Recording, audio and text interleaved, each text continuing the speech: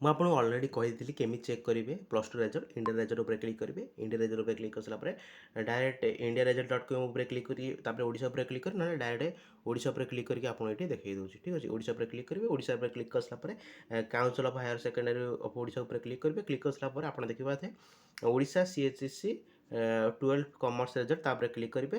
Click କରିସାରିଲା ପରେ ଆପଣଙ୍କୁ ଏଇଠି ଓଡ଼ିଶା CSE 12 କମର୍ସ ରେଜଲ୍ଟ ଏରା plus two arts commerce science ମିଶିକି ଟୋଟାଲ୍ ରେଜଲ୍ଟ ଆସିଛି। ଡାଇରେକ୍ଟ ରୋଲ୍ ନମ୍ବର ଦେବେ, ରେଜିଷ୍ଟ୍ରେସନ୍ ନମ୍ବର ଦେବେ, ସବମିଟ୍ ଉପରେ କ୍ଲିକ୍ କରି ଆପଣ ଆରାମସେ ନିଜ ରେଜଲ୍ଟ ମଧ୍ୟ ଚେକ୍ କରିପାରିବେ। ମୁଁ ଆପଣଙ୍କୁ ଗୋଟେ ରେଜଲ୍ଟ ଚେକ୍ କରିକି ଦେଖେଇ ଦେଉଛି। ଓକେ, ତ ରୋଲ୍ ନମ୍ବର ରେଜିଷ୍ଟ୍ରେସନ୍ ନମ୍ବର ଦେଇସାରିଲା ପରେ ତଳେ ସବମିଟ୍ ଅପସନ୍ ଅଛି, ତ ତାପରେ କ୍ଲିକ୍ କରି ଦେଖେଇ ଦେଉଛି। ସବମିଟ୍ କରିସାରିଲା ଆପଣଙ୍କୁ ଡାଇରେକ୍ଟ ରେଜଲ୍ଟ ମଧ୍ୟ ଏଇଠି ଦେଖେଇ ଦେବ। ଓକେ, ତମେ ଦେଖିପାରୁଥିବ ଯାହା ରେଜଲ୍ଟ ଏଇଠି ସେକେଣ୍ଡ ଡିଭିଜନ୍ ପାସ୍ ମଧ୍ୟ ହେଇଯାଇଛନ୍ତି, 340 ମାର୍କ ରଖିଛନ୍ତି। ଆପଣ ନିହାତି ଭାବରେ ଆପଣମାନେ ଏମିତି ରେଜଲ୍ଟ ମଧ୍ୟ ଚେକ୍ କରିପାରିବେ।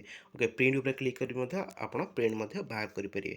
ଓକେ, ମୁଁ ଅଲରେଡ଼ି ମଧ୍ୟ କହିଲି କେଉଁ ୱେବସାଇଟ୍ରେ କେମିତି କରିବ, ତା ପୂର୍ବରୁ ମଧ୍ୟ ଦୁଇଟା ଭିଡ଼ିଓ ମଧ୍ୟ ଅଲରେଡ଼ି ଅପଲୋଡ଼ ମଧ୍ୟ କରିଦେଇଛି।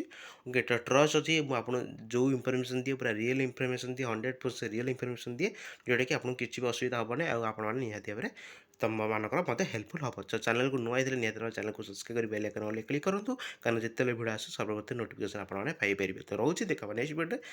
ଜୟ ଜଗନ୍ନାଥ।